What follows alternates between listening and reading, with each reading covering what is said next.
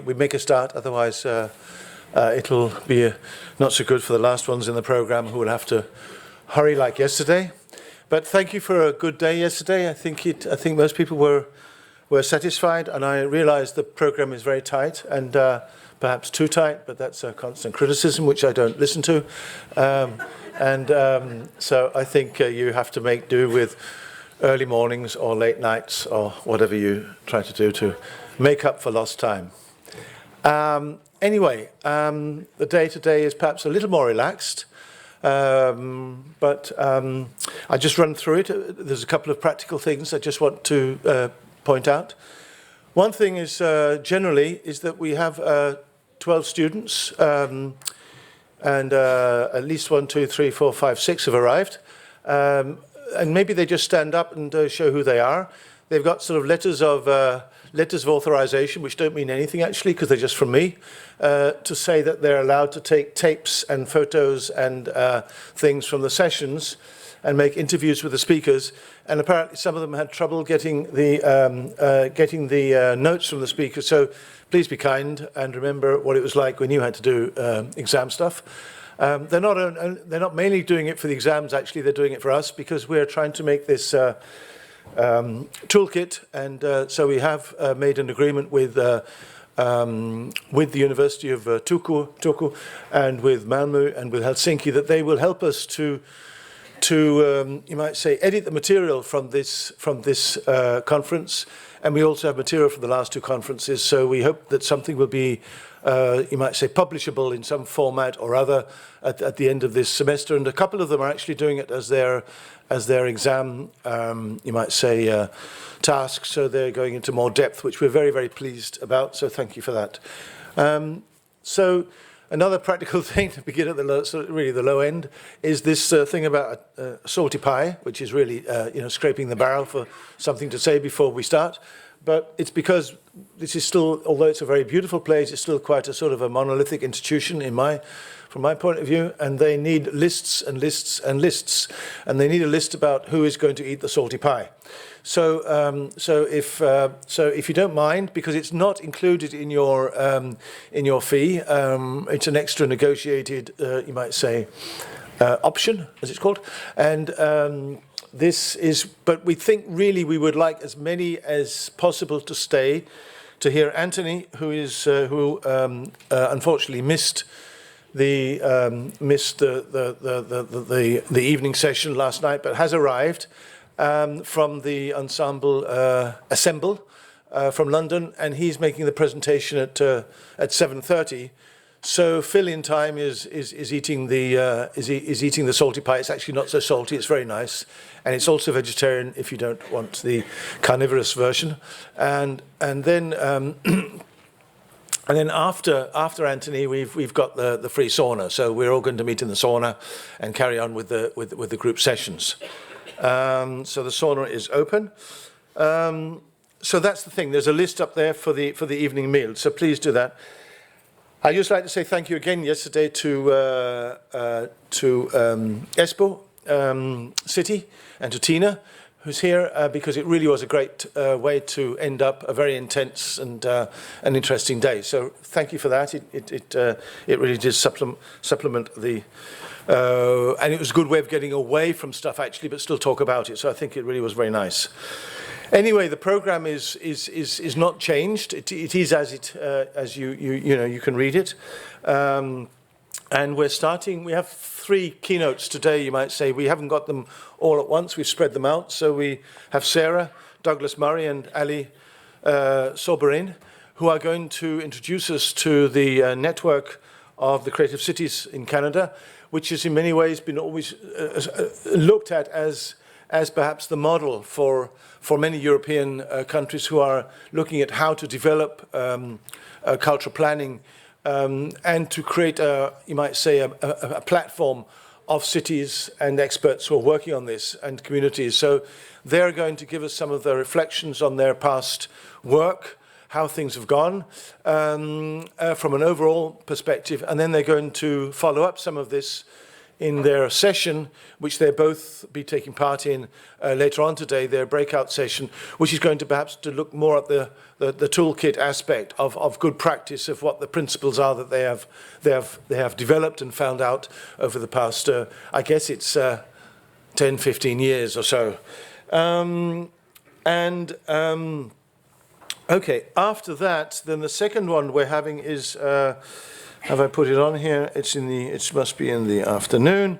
It was Franco Bianchini, and there's always a lot of references to Franco in when we're talking about or discussing cultural planning, because he is, you might say, one of the champions of this, who's been really working with this for many, many years, and has also written about it, and is actually running courses and running MA courses on this subject. So he is perhaps one of the most, you might say, accredited people around, and so we've put him at 1700 to 1800 with a keynote.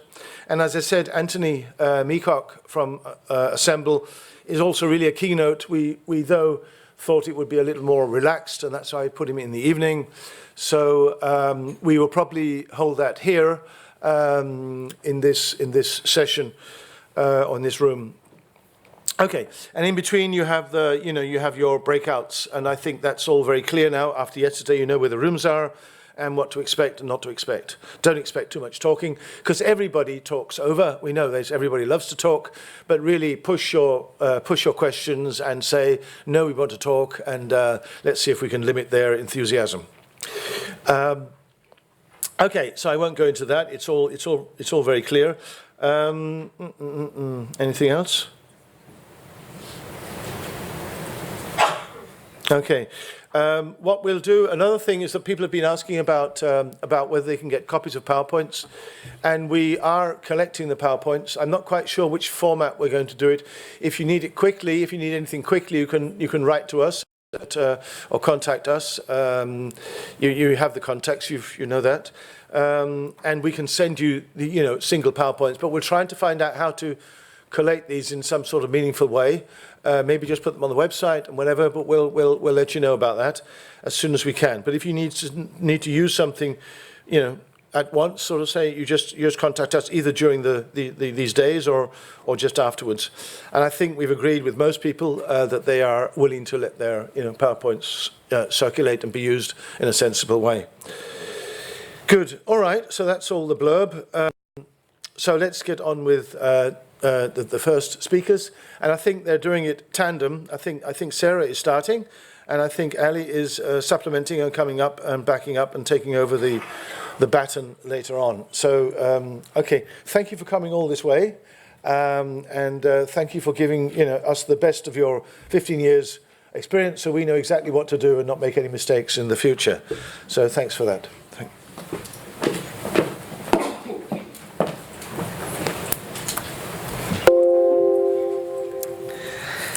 Good morning, everyone. My name is Sarah Douglas Murray, and I'm the Senior Manager of Cultural Services for the town of Oakville and Vice President of the Creative Cities Network of Canada. I'm joined by my colleague Ali Sabourin, who is the Senior Project Manager in the Culture Division for the City of Hamilton and also the Treasurer of the CCNC. Ali and I are pleased to be here this morning to speak to you about the Creative Cities Network of Canada, which I'll be referring to as the CCNC, as well as cultural planning in Canada. So in a way, Ali and I have two jobs. We have our paying jobs with our municipalities, or what many of you call local councils, and we have our role with the CCNC. So what is the CCNC? The Creative City Network of Canada is a national nonprofit organization that facilitates collaboration, knowledge sharing, research, and professional development for the cultural sector. Sorry. Are we moving here? There we go.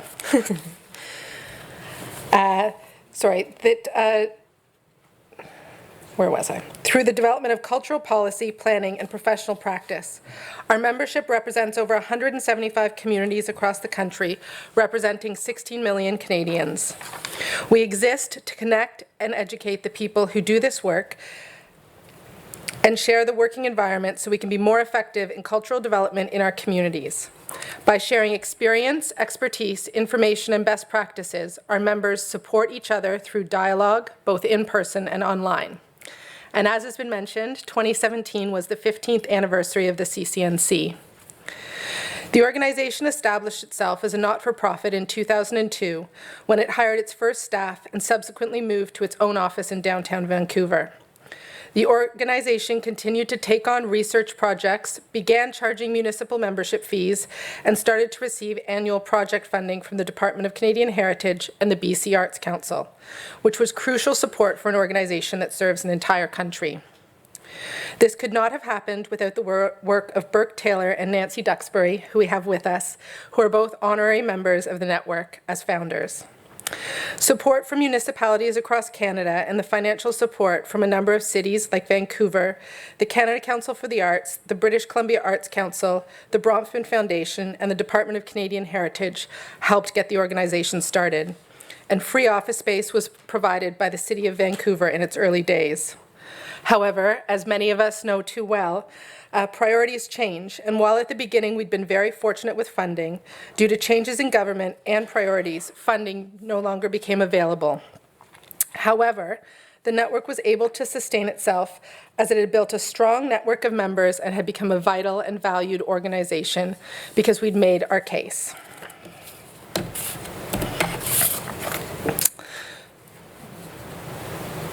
The goals of the CCNC were developed in partnership with our members. They are to support cultural development across Canada, to connect cities and those working in the sector across the country, to share knowledge, experience, and resource information with our members and stakeholders, and to enhance social, economic, cultural, and environmental sustainability. The values of the organization are up on the screen and guide the work that's done and help us meet our mandate and vision to the membership. And while I won't go into detail on all of them, I'd like to highlight collaboration. It's one of the keys to the Creative Cities Network in Canada. One of our founders, Burke Taylor, has told a story many times about the early days of the Creative Cities Network, when there was a small network of people that started to connect and talk about cultural work and planning in Canada. They quickly realized how much knowledge there was out there. They just needed a way to share it. His story goes something like this.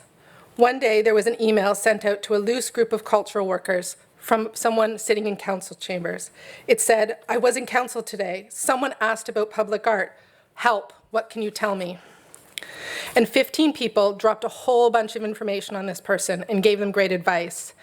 And a few days later, it wasn't many, the person came back with a message. I went to council with my report on public art today. They think I'm a genius. There was actually an expletive word in there, but I wasn't going to use it during the presentation.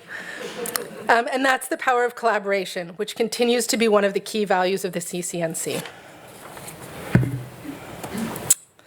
So the Creative Cities Network is a lean organization with two streams, network services and our operations. The organization is driven by a working board that's supported by staff. Under the network services, we have 4 streams. Professional development, which includes the delivery of our annual summit and regional meetings. Research, which includes publications, our toolkits, and the cultural statistics strategy. A network hub, which involves our public art network and a festival and event network. And advocacy, through our awards program and also as a bridge to our members. Current advocacy work includes work with the Department of Canadian Heritage, but also happens when there's provincial projects or strategies that are underway. Operations is led by a small staff team in consultation with the board and falls into the general categories of administration, finance, and communications. I've mentioned we're a small organization. There are 2 full-time staff. We have a general manager and a national events coordinator that are based in Vancouver. We have some small contracts for a bookkeeper and our award program coordinator to keep the awards program separate from the administration of the CCNC. But it's the members and volunteers that drive much of the organization. We have a 15-member volunteer board of directors, and all board members must sit on 1 or 2 subcommittees. The subcommittees are all chaired by a board member, and the remaining positions are filled by board members and other interested members to ensure regional representation. This structure, we found, has always helped us because as board members move on, we have people who have worked on the committees that are able to then work their way to the board and continue the success of the organization. That succession planning, I think, is one of the reasons the CCNC has been so successful for the last 15 years. The Executive, Finance, Nominating, and Governance Committees take care of the administration of the organization, while the Membership Committee works to ensure we reach out to as many members as possible and that we're undertaking initiatives to engage with our existing members. The Summit Planning Committee and Public Art Network organize our annual summit, and the Cultural Statistics Strategy Working Group is our lead and conduit with the Department of Canadian Heritage, and I'll discuss that project a little more later. Financial resources. I'm proud to say, and Ali as our treasurer is proud to hear, that we have a balanced budget. We have revenues and expenses of about $300,000, and the biggest sources of membership are, the biggest sources of revenue are our membership and the funds raised through our annual summit. There is currently not any funding from provincial or federal levels of government. I'm going to talk a little bit now about our membership. We have a membership of 178 member organizations that include mostly cities, although some are individual members or cultural organizations. Our municipalities range in size from 3,000 to 2.8 million and cover 10 provinces and 3 territories. The Department of Canadian Heritage is the federal department in the Government of Canada responsible for policies and programming regarding the arts, culture, media, communication, languages, women, sports, and multiculturalism. As you can see, they have a broad mandate. And they run a broad number of agencies, but they're not always working at levels and programs that link with our cultural work at a local level. For example, the Department of Canadian Heritage may have a program that supports theaters through a presenting program, or capital improvements or renovations. However, there's no direct support for municipal or regional cultural planning or programming. In the provincial cultural ministries, mandates vary from province to province. For example, in my province of Ontario, we're the Ministry of Tourism, Culture, and Sport, while in Nova Scotia, it's Communities and Cultural Heritage. And you can see, while there is some alignment, the mandates and how that translates down into their local authorities varies greatly.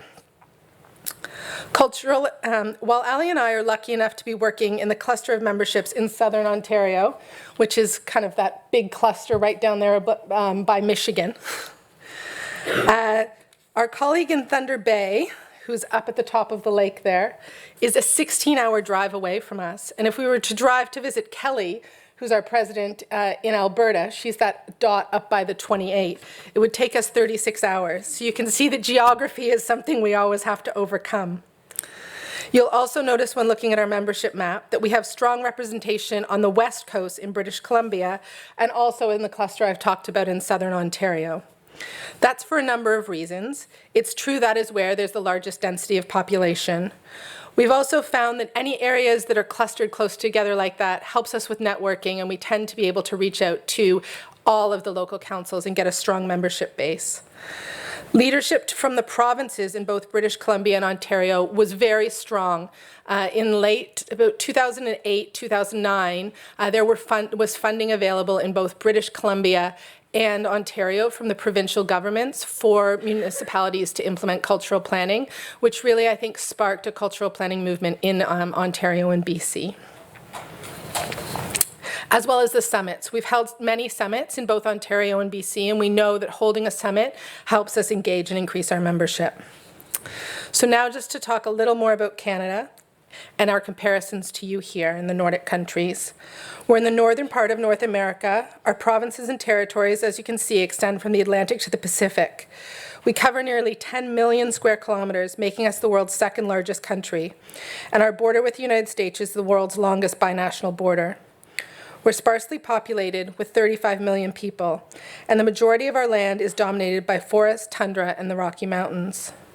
We're highly urbanized. 82% of the 35 million people are in large and medium-sized cities, many near the southern border. The 3 largest metropolitan areas are Toronto, Montreal, and Vancouver. Various Indigenous peoples have also inhabited what is now Canada for thousands of years prior to European colonization, and that's something that we're working with now through the Truth and Reconciliation Project in Canada. Canadians are known to be polite, peace-loving, and a stereotypical Canadian is depicted as one who apologizes despite not being at fault. We value tolerance, diversity, and nonviolence. So Canada versus the Nordic, compared to the Nordic countries. We're known as the Great White North with a motto of sea to sea. And we searched for a motto for Nordic countries, and we couldn't find one, but we found the word hygge, which broadly embodies an approach to living that embraces positivity and the enjoyment of everyday experiences. Combined Nordic countries have 3.4 million square kilometers and together form the 7th largest nation in the world. Uninhabitable ice caps and glaciers comprise about half of this area. We could place the inhabitable land of Nordic countries inside Quebec, our biggest province. And if the largest city, Stockholm, were in Canada, it would only be our 4th largest city. Nordic countries cluster near the top in numerous metrics of national performance, including education, economic competitiveness, civil liberties, quality of life, and human development. Your national values of cooperation, democracy, equal access to health, education, and social security make you among the most equal societies in the world. In terms of values, Canadians and Nordic countries are cousins.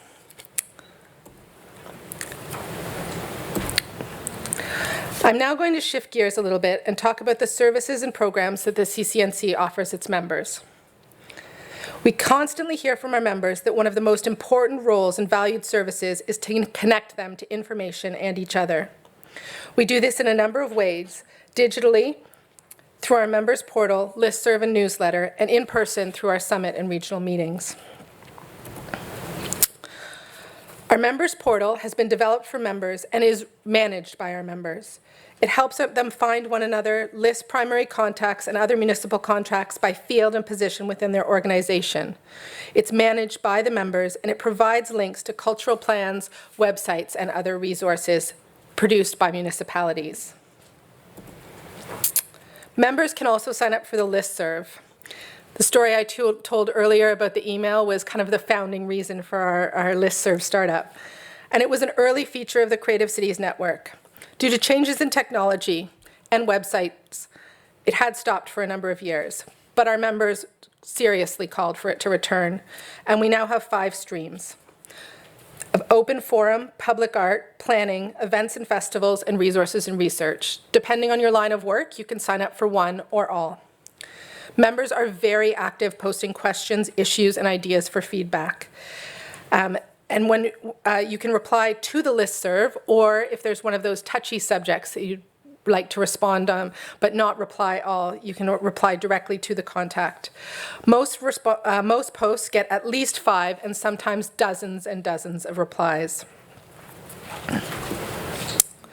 Our member newsletters are sent out several times per month and feature information about the Creative City activities, but also profiles of member municipalities, initiatives, programs, projects, and successes.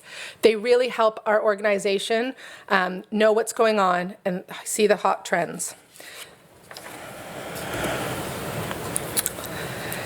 Regional meetings. We hear from our meeting members that local connection is very, very important to them, and also that there are challenges in local municipalities traveling to the national summits. It's also difficult for large municipalities that have numerous staff to get approvals to send more than 1 or 2 people. So we aim to host 2 to 3 regional meetings per year to allow members in a province or region to connect. And they can also deal with trends of relevance in their region or geographic area.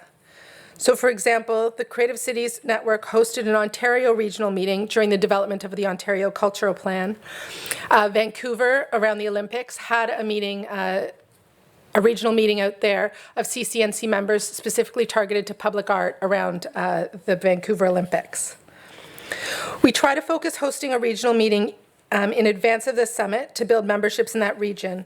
So next year's summit is in Saskatoon, and we're focusing on hosting something in the Prairie region this next year.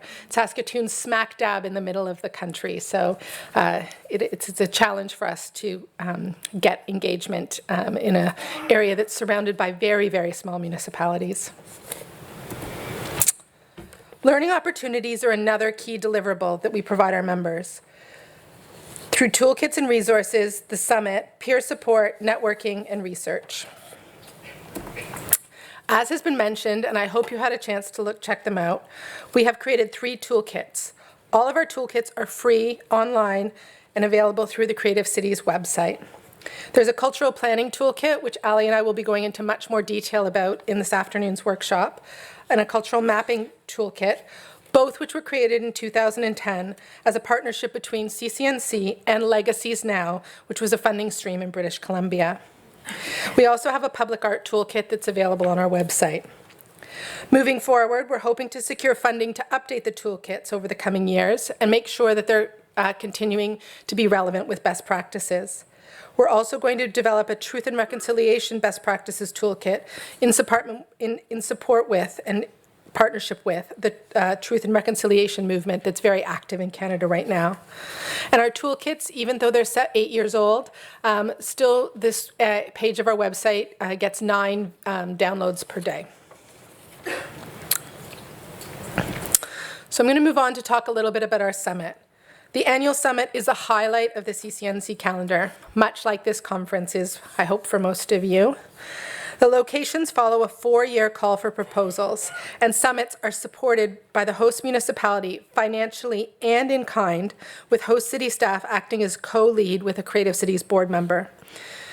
Summits have 4 key areas: keynote speakers that speak to the big picture theme and set the stage for the conference; panel discussions that normally feature local speakers and are sure to, we make sure to engage youth and Indigenous and unrepresented communities in our panel discussions; peer-to-peer presentations and study tours.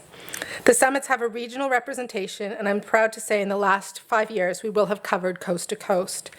In 2015 and 2016, we were actually in BC back-to-back. In 2017, we moved to the Halifax, Nova Scotia on the East Coast. This year's summit will be held in November in Mississauga, Ontario, right outside of Toronto. We'd love to see some of you there if possible. And in 2019, we'll be in Saskatoon. In addition to the keynotes, another aspect of the summits is our peer-to-peer presentations. They're an opportunity for communities to present best practices, successes, and case studies from their communities. There's a call in spring each year for our P2Ps. They're adjudicated by a committee, and 16 to 20 are chosen to present 45 to 60-minute presentations at the summit. Regional and theme representation is key, and they're curated to ensure there are diverse themes. Study tours provide an opportunity for the host cities to showcase their cultural assets. We normally host at least 8 sessions over 2 days with an opportunity for participants to choose 2 or 3. Sometimes there's often a larger tour for all participants. They tend to be themed, dealing with issues like public art, heritage, events, and many are artist or curator-led, and they take place as walking tours, bus tours, and last year we even had a culturally, historic cultural boat tour. The public art stream has also become something very important in our summit. A number of years ago, it was added to the summit, beginning as a half-day pre-conference, and has now grown to a full day integrated into the conference. One of the new features of the summit added in the last few years is the Public Art Year in Review. Cities can submit their top public art projects for the year, and the committee selects the 10 most significant that showcase the best practices in the field. It's important to note, these aren't awards. We're not choosing the 10 best public art projects. We're choosing 10 projects that really represent the best of what is happening in the field. That may be due to community engagement, it may be a new approach that was used, or it may be that during the course of a public art project, that project had to overcome major hurdles. It's really featuring projects so that other municipalities can understand the processes of public art and how to make it happen in their municipalities.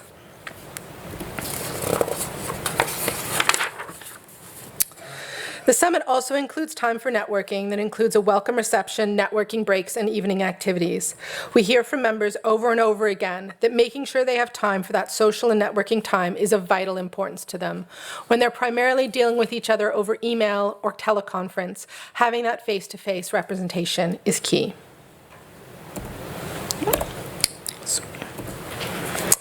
Lastly, research is an important component in the CCNC history. Due to funding constraints, we've been limited in our ability to deliver research over the last several years. However, we are proud of recent partnerships with the Department of Canadian Heritage and Statistics Canada on the Cultural Satellite Account project. We've also been leveraging opportunities to engage our members in research opportunities when available. One recent example was that we worked with Kelly Hill of Hill Strategies Research to do a comparative study of municipal cultural spending in mid-sized Canadian cities. So the way it worked is CCNC did a call out to all of its members to see who wanted to participate. Those municipalities that wanted to participate had a low dollar buy-in fee to participate in the study and committed to providing information, and were able to then get a comparator study that they could use for all of their municipalities. And I believe we had 8 of our municipalities purchase buy into that.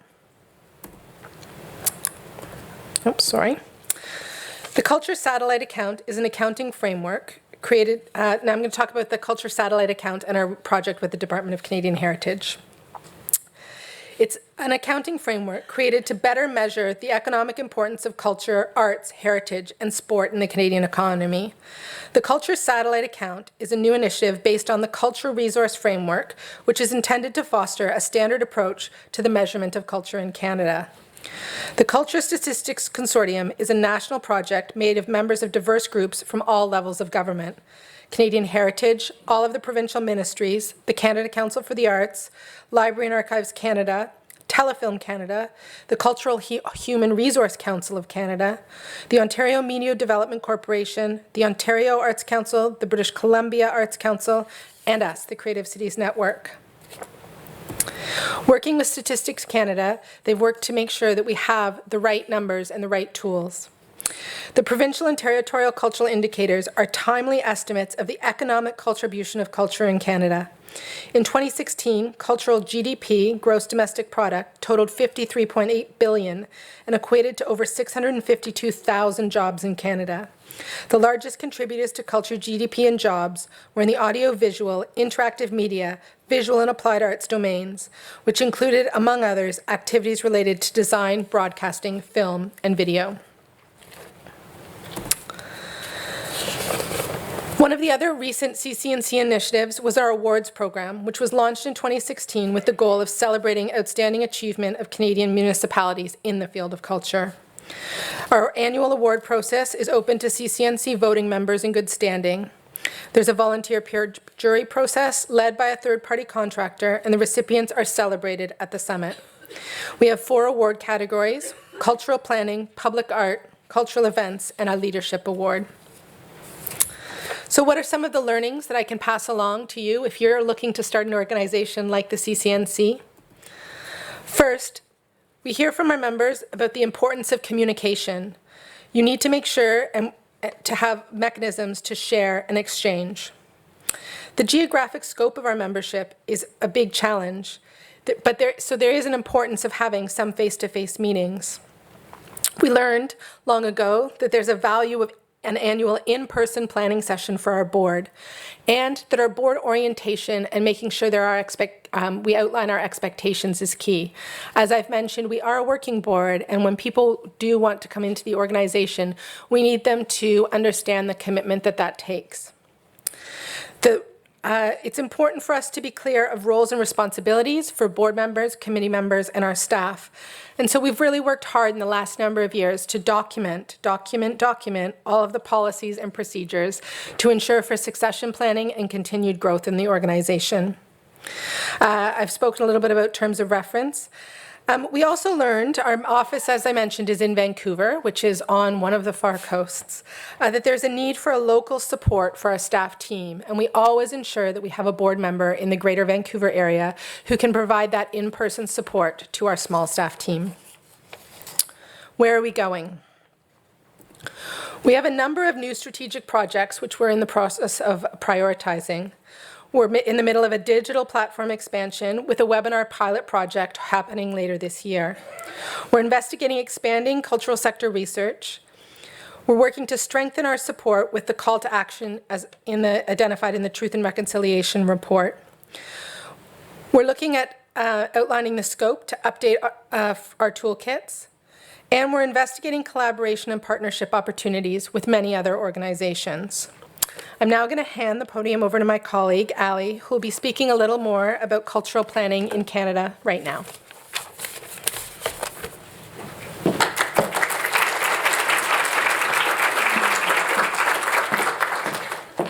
Good morning.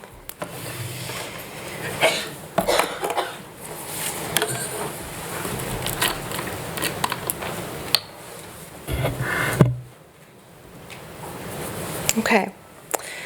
Hello. I am here to talk to you today about research that I recently gathered on cultural planning in Canada for one main purpose, and that is to facilitate peer-to-peer information sharing about cultural planning across the country.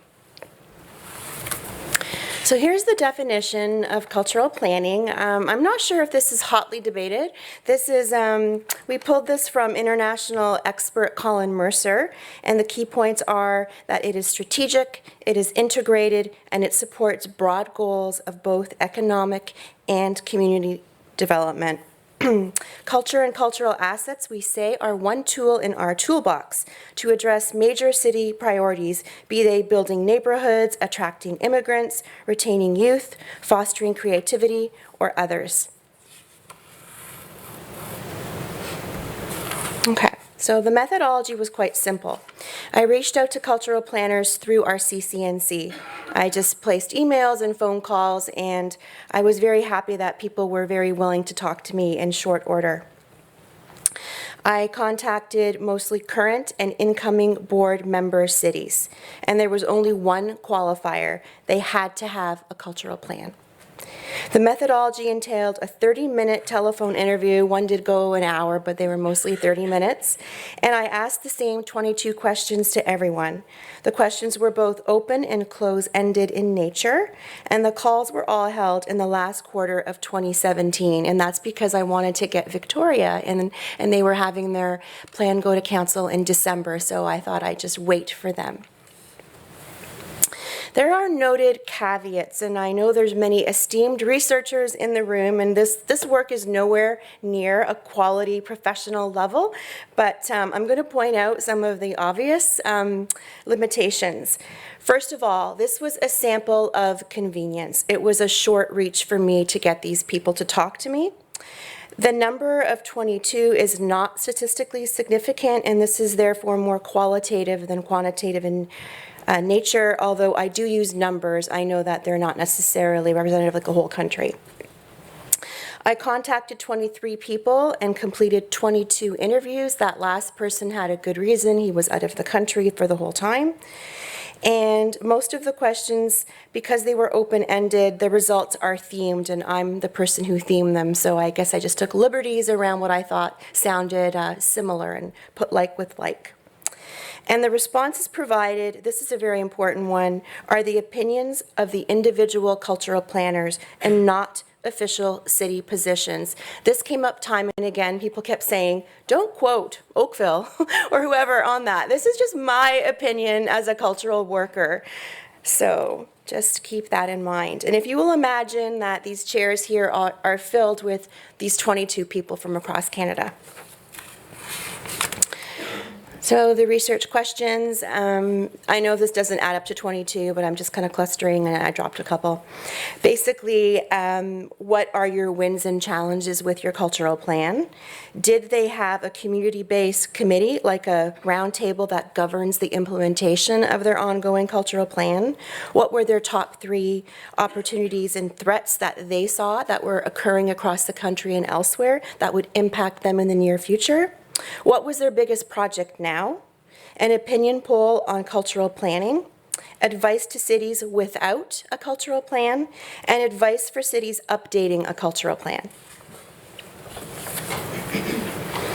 So the sample, similar to what Sarah said, it was a huge range. We're looking at the smallest community being of 5,000 people to the largest 2.7. So that's obviously Toronto.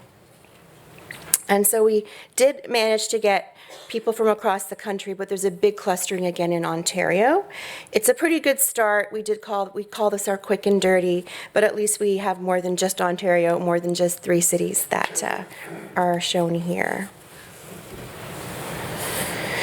So getting into the data now. The structure of local governments varies, as does the extent to which local cultural services are delivered. Some cities have regional governments that cover a wider territory and have narrower mandates, like public health alone, while others only focus on local government services such as urban planning. Others yet are amalgamated into what is known as single tier. Hamilton is one, and that's an Ontario term, and that combines both regional and local together. They have very big mandates. Culture and cultural services can take place in local or regional or this combined model. Most of the cities sampled, however, are lower tier. And culture's position in government org charts also varies widely. There are many variations, and the graphic here shows the common major departments. The most common in this sample is community services, followed by economic development, then parks and recreation, and then the city manager's office. And there's also some variations of this model that include things like, say, planning and economic development.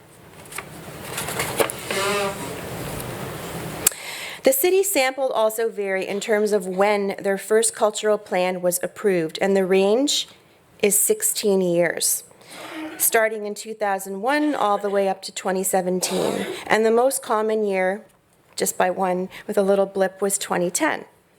The majority of cultural plans have not been updated, and just over 1/4 of them have been updated one time.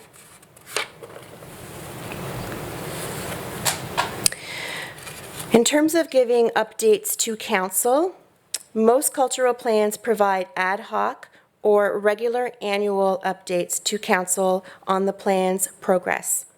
The other respondents vary in frequency from every 2 years to quarterly to being rolled up into higher level departmental or citywide reports.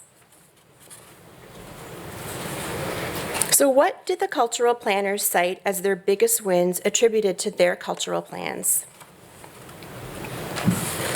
The biggest win was more resources, followed by the evidence of fourth pillar thinking, then stronger community connections, and finally policy expansion. Within policy expansion, planners expressed that having an approved cultural plan provided credibility and set the foundation for more specific cultural policies. And by far, the largest policy expansion was in the area of public art, with 1/4 of our planners citing that policy alone. The top response within the top win of more resources was an increase in the granting envelope, which makes up a large 45% of all planners. The next category, program expansion, has many interesting examples, such as a youth festival, artisan residence, cultural hotspot program, ethno-cultural focus, their very first piece of public art, museum expansion, a new music office, a new arts awards, storytelling programs, and digital media art sector development. A few cultural planners also cited facilities such as new facilities plans, capital improvements, and simply more staff. What was theme under the second biggest win of the fourth pillar thinking? This theme captured a strategic approach to culture, which half of all planners cited, followed by the sense that there was a growing appreciation for culture. And finally, new partnerships, which includes working with universities and libraries, the cultural tourism sector, Arts Council, Heritage Council, and bringing a new design school into an older downtown. Now for the flip side, what did they say about challenges in implementing their cultural plans? You're going to notice that there are many slices in this pie, and that shows there are a lot of different challenges. But there's also a few widespread challenges, and I will expand a bit on the 4 biggest slices. Almost all cultural planners cite limited resources as the top challenge, and half cite lack of funds specifically. While cultural plans do lead to increased resources, as I just mentioned in the wins, it still does not meet the demand. Prioritization was cited by half of the planners. There is a challenge with competing priorities, juggling many actions, working with the long-term nature of many of the plans, and also some actions, once they're started, never end. So you can't even cross it off the list. It's on your list forever. Working with other departments also was cited by half of the planners as a major challenge. It is something we must do, but it isn't always easy. In a nutshell and on balance, there's a feeling of achievement for significant wins, but also acknowledgement that we can do more and that our work is truly for the long haul, step by step by step. And don't worry, you may think she didn't mention community engagement. And I didn't forget the second biggest piece of the pie, which was under this theme. As cultural planners, we know that community engagement is critical to developing successful cultural plans. The top concern is communication, which includes communicating the value of culture and that 4th pillar message to residents, arts groups, and other stakeholders. 4 of the 22 cultural planners also cited challenges with engaging their cultural roundtables or those committees that are responsible for the ongoing nature of the implementation. For example, they start off very involved, attending all meetings, but they lose interest. And then they struggle to find a clear role, or they just simply become less effective over time. The issue appears to be sustaining a meaningful role, and it was also noted that working with the community is a lot of work. You may be wondering how many respondent cities have this ongoing community committee to oversee the cultural plan. Well, quite a lot cited either having formal communities or having sort of one, or that they're developing one. So it seems like a lot, but if you take a closer look, the most common answer was sort of, and examples provided were really not the broad cultural teams that would look at the whole cultural plan holistically, but rather it would be working with their local arts council or a museum association or an external committee of council for a larger department or the city, or even much more narrowly with just their public art committee. This is my favorite section of the research, and it's mostly because it was the easiest to tally. It took me 5 minutes. Everything else took weeks and weeks. But this is basically, I gave 7 statements. They had to give me a score from 1 to 5. Some gave a score and talked a lot, but I just didn't theme that part. I'm just showing you the score. And I ordered them from the most popular, having the most people agreeing with it, down to the least popular, but they're all significant.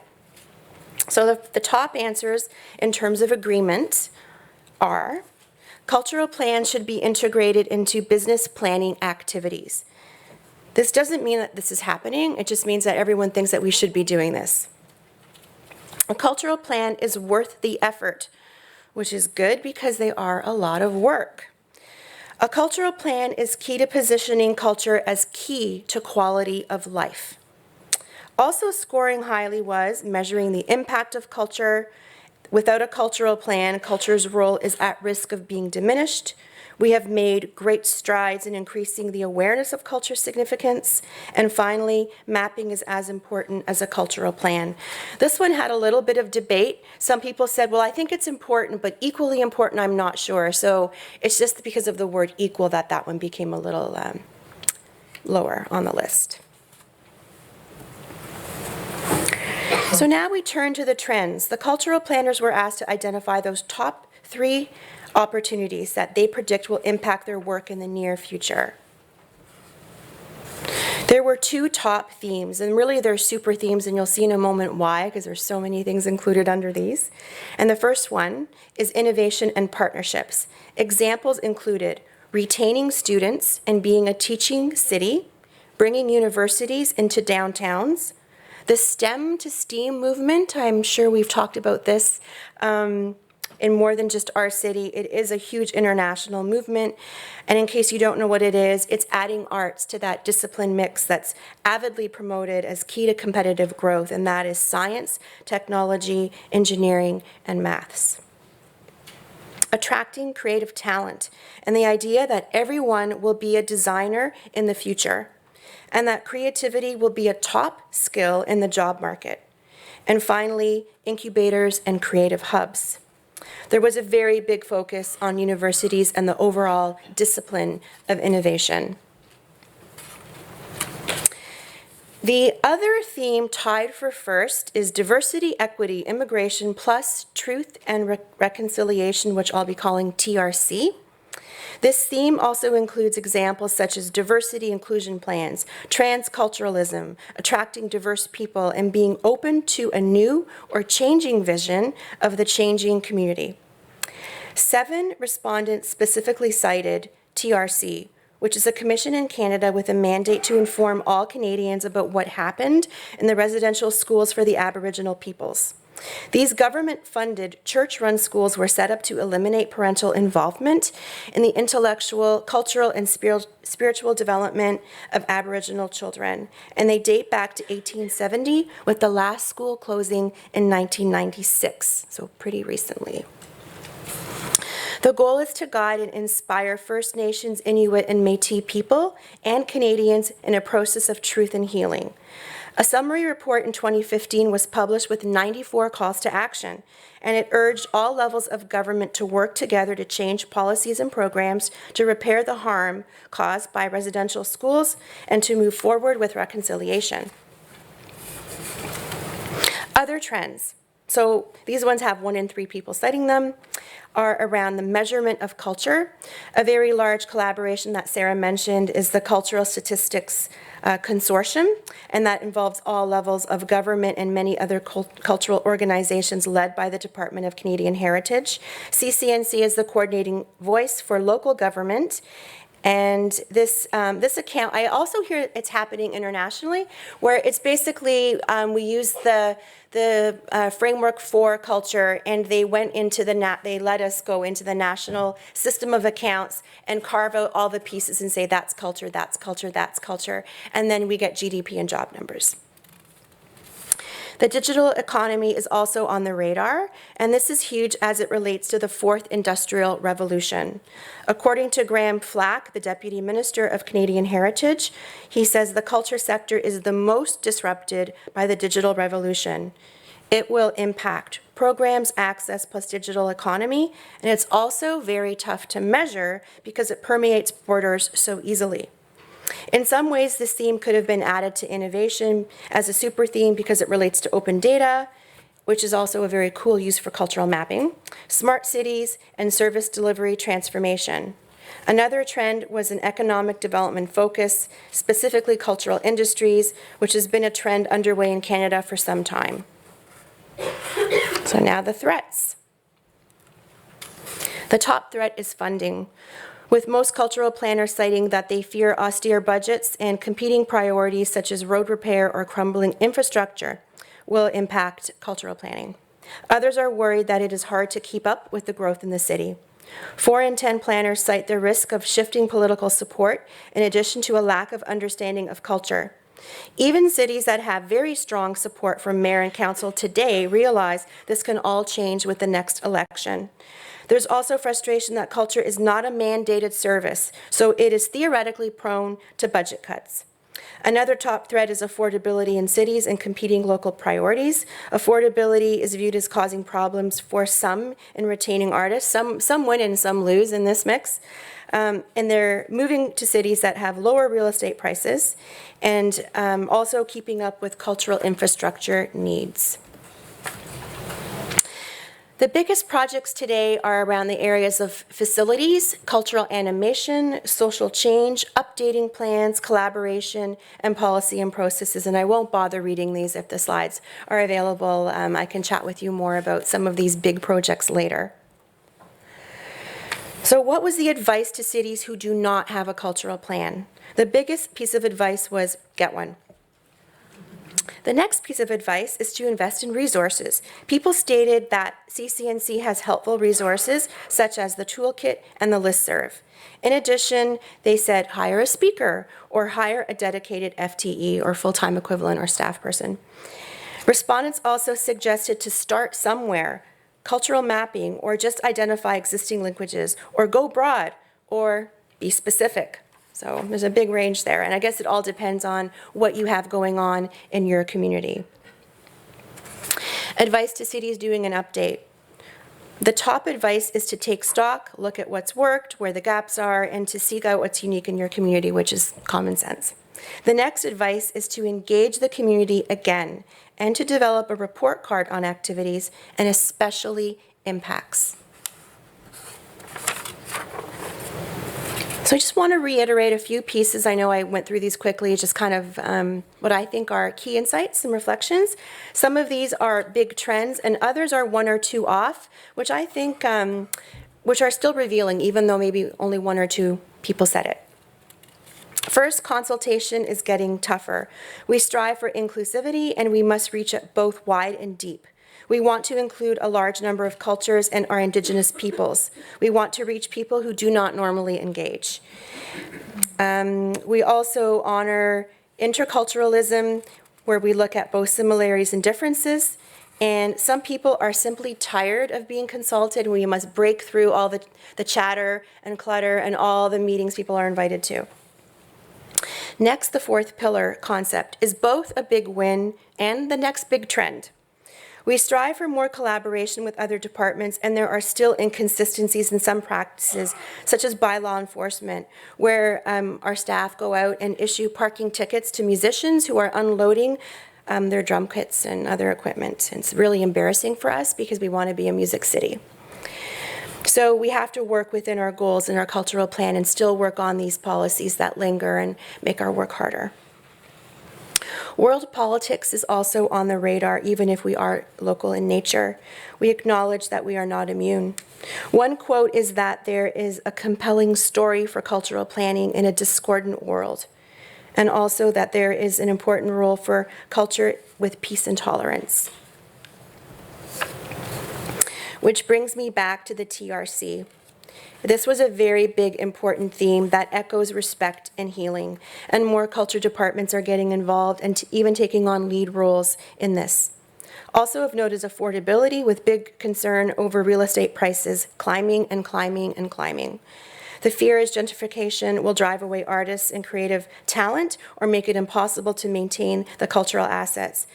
There's evidence of innovative solutions such as multi-use buildings, and they were happening in Surrey, Calgary, and Oakville. A final insight is the growing demands of planning both wider, that is regionally, and also at a micro level, be it a smaller neighborhood or even a street.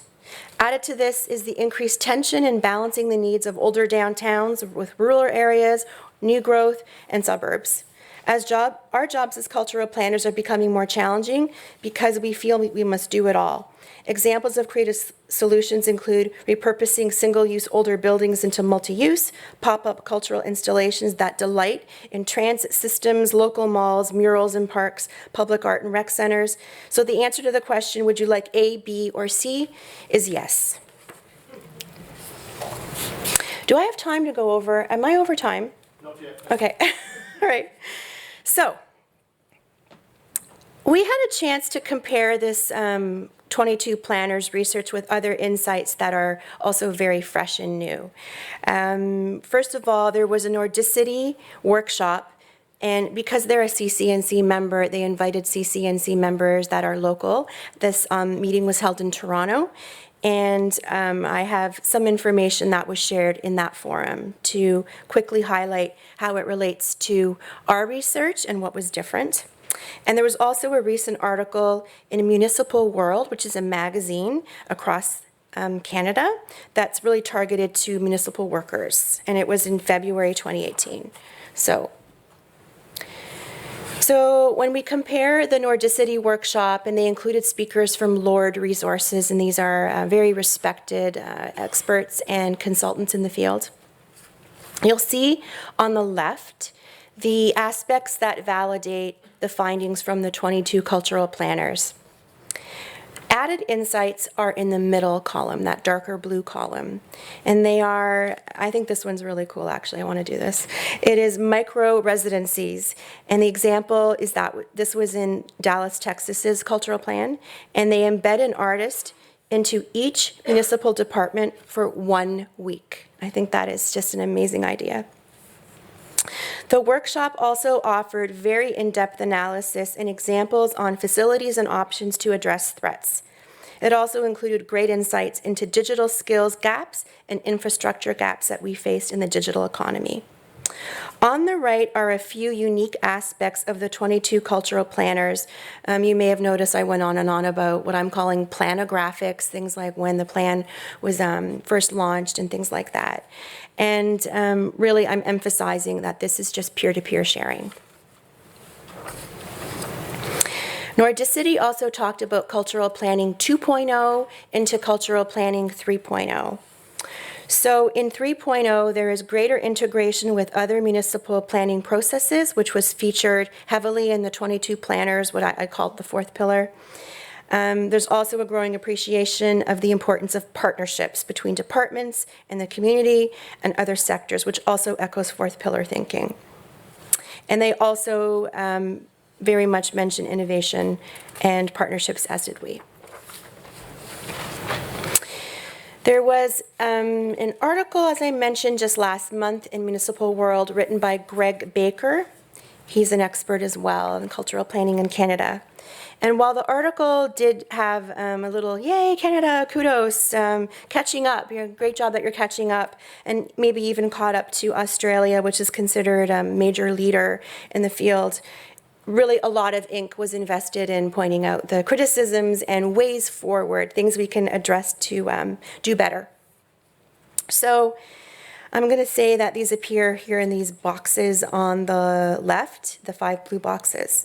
And they are that we must do more to operationalize a cultural lens, that we need both engagement and better data, that mapping remains an important activity, and putting this data into municipal systems like the GIS never ends and is very, very important. That we cannot forget the intangibles, namely the power of storytelling.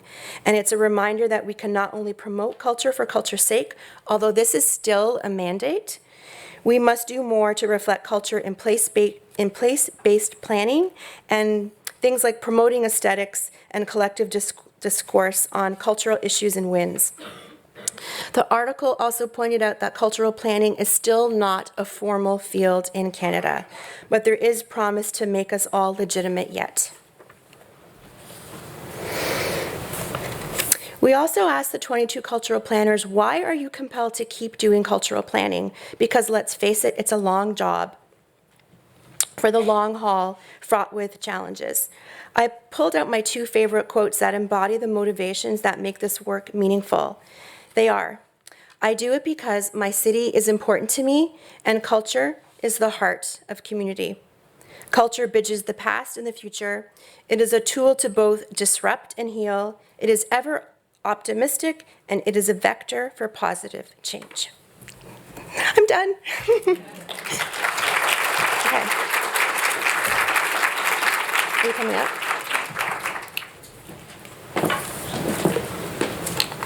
Any questions? Are you moderating the sessions? No.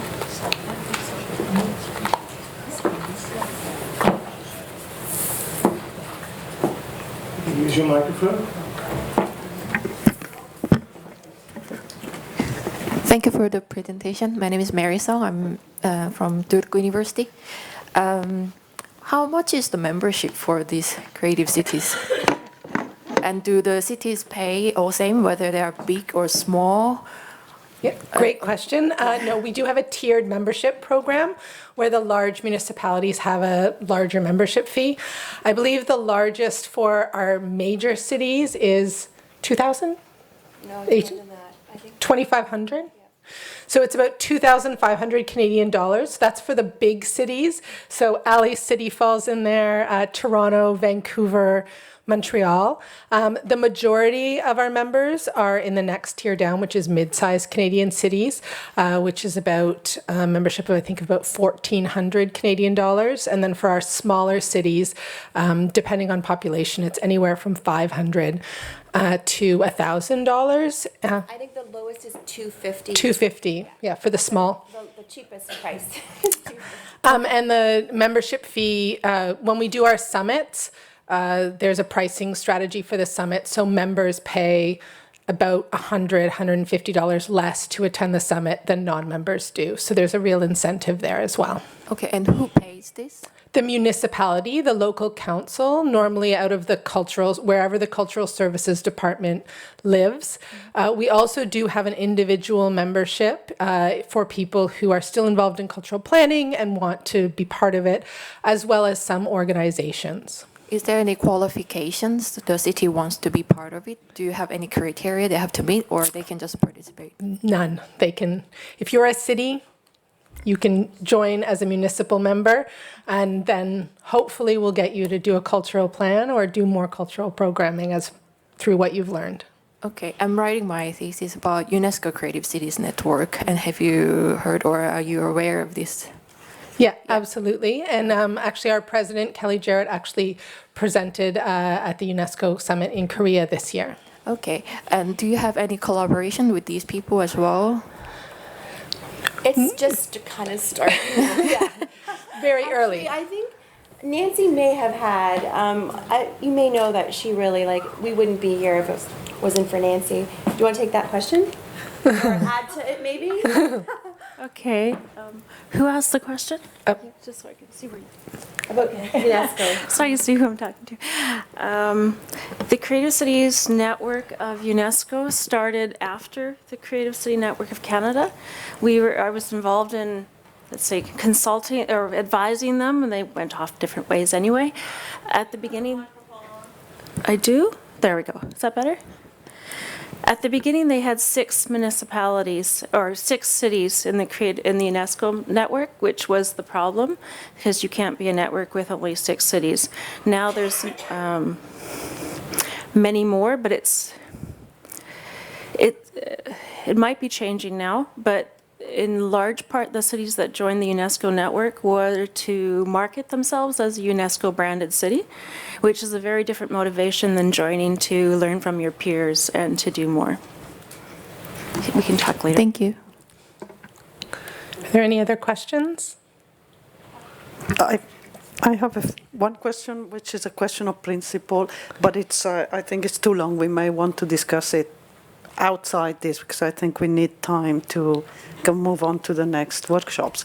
But basically, for our discussion later on, it will be, in what way is your model of cultural planning different than what we would call in the UK a cultural strategy, which is making the case for culture to contribute to local development. Whereas in my view, cultural planning is about identifying the unique resources of a place and mobilizing these resources for providing priorities for development, engaging communities in moving in a new direction, having a vision for a city to move forward, which I think is beyond cultural planning 3.0 probably, and it's not probably even cultural planning. And yet, I do use the same language. I use cultural resources, I use mapping, etc. But it feels like we are in a completely different dimension when I push cultural planning into this idea that culture is one element in that, but industry is equally important, history is equally important. The intangibles that Greg Baker mentions in that are very important to me, because they tell you what the spirit of place is. And then whether the creative industries are doing well or not in a particular city is important to me, but it's one element. Mm-hmm. Okay, It's a big but topic. that's for another, yeah, that's for another day, probably. But I think I just needed to say so because I've been so much part of the debate about cultural planning. I've contributed to Municipal World articles and debated with Greg Baker for a long time. I will say now. it's still hotly debated, and I think we're kind of settling on there's a wide range of ways to cultural plan, and I think the toolkit points out the different types of cultural plans. You're right, even now, it's like, that's not a cultural plan. No, it's a cultural plan. So it depends on also your community and how you're structured, so it gets really complicated, but I think they're all plans. Yeah.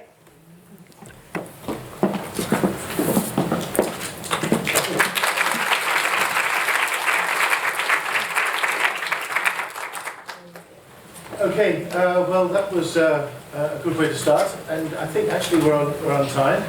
So as far as I remember, we have a break now, a short coffee break, and then we're straight into workshops. So